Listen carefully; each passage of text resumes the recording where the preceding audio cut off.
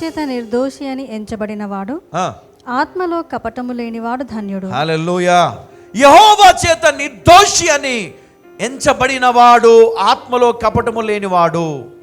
ఎవరండి కదా? ఎవరైతే ఇందాక నేను చెప్పిన విధంగా నడుచుకుంటారో వారు యేసుక్రీస్తు ద్వారా యెహోవా చేత నిర్దోషి అని ఎంచబడిన వారుగా ఉంటారు. కాబట్టి వారు నిజముగా ధన్యులే. హల్లెలూయా. ఎవరండి? దేవుడే సాక్ష్యం ఇస్తాడంట నీకోసం. యేసయ్యా నామములో నీవు ధన్యుడవయ్యా, ఎందుకంటే ఆత్మలో కపటము లేని వాడవుగా నీవు ఈరోజున్నావు. ఆత్మలో కపటము లేని దానవుగా నువ్వు ఉన్నావు. స్త్రీలేమి పురుషులేమి, నీ ఆత్మలో కపటం ఉండకూడదు.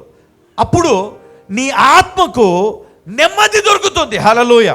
నీ ఆత్మకు స్వస్థత దొరుకుతుంది, నీ ఆత్మకు సమాధానము దొరుకుతుంది.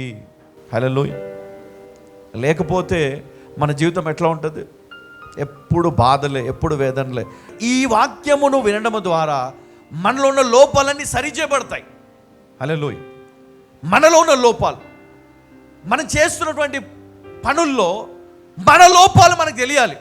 అయ్యా డాక్టర్ దగ్గరికి వెళ్ళారు, జ్వరం అన్నారు, అక్కడికి వెళ్తే లేదు, డాక్టర్ చూసాడు జ్వరం లేదు కదా అని పంపించాడు అనుకోండి. ఇంటికి వెళ్ళక మళ్ళీ వచ్చింది, అప్పుడు ఏంటి? బ్లడ్ టెస్ట్లు చేస్తారు. లోపం ఏంటో తెలిసిపోతుంది. ఇది ఏంటిది, దేనికి వచ్చింది?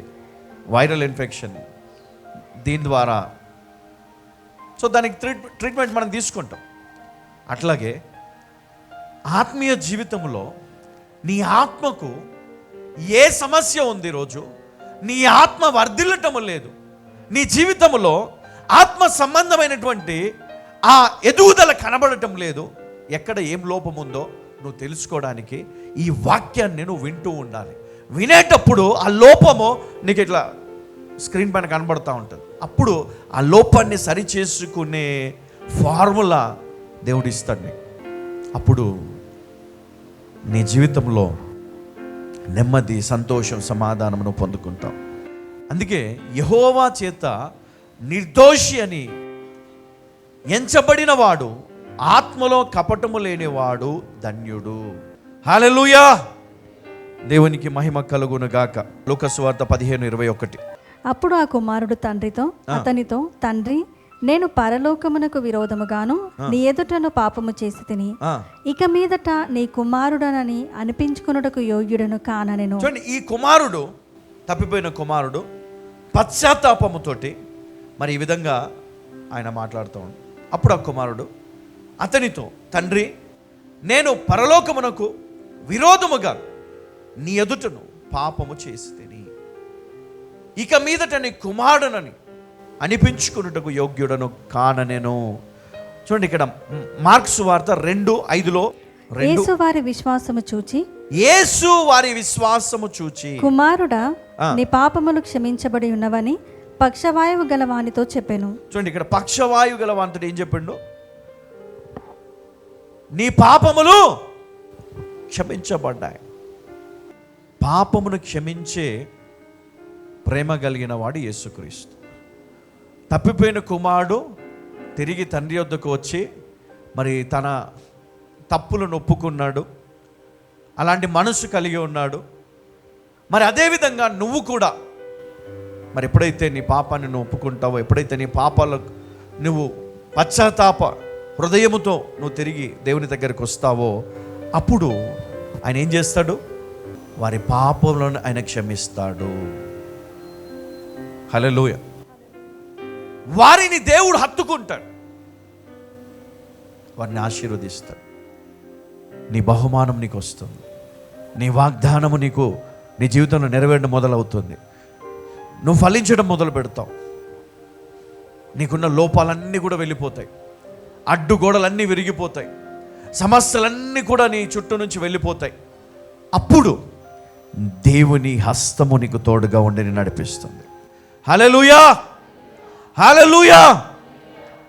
అప్పటి వరకు నీ జీవితంలో సమాధానము కనపడదు, మరి ఆ విధంగా నడుచుకుంటే దేవుడు ఏమిస్తాడు?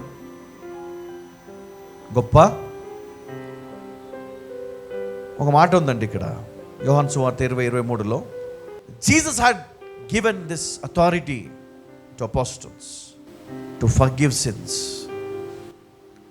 ఇక్కడ అపోస్తులకు ఆయన అధికారం ఇచ్చాడు వారి పాపములను క్షమించుటకు. ఎవరి పాపాలు? చదవండి ఒకసారి యోహాను సువార్త 20:23. మీరు ఎవరి పాపములు క్షమింతురో, మీరు ఎవరి పాపములను క్షమింతురో అవి వారికి క్షమించబడును.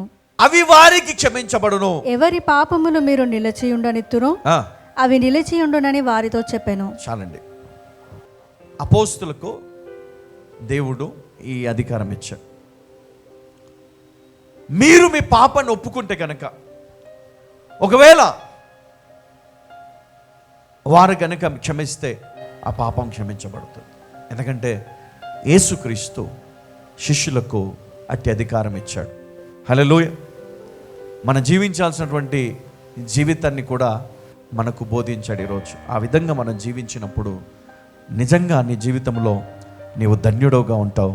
తండ్రి అయిన యెహోవా దృష్టిలో నీవు నిర్దోషిగా ఉంటావు. నీవు ధన్యుడవు అని పిలువబడతావు.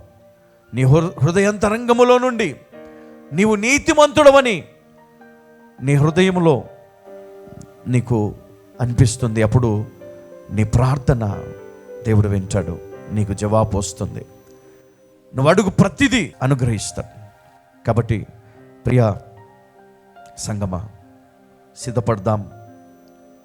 ప్రాయశ్చిత్తముతో, పశ్చాత్తాపముతో, కన్నీటితో క్రీస్తు యవన ప్రాయంలోనే పాపులమైన మనందరి కొరకు ఆయన మరణించాడు.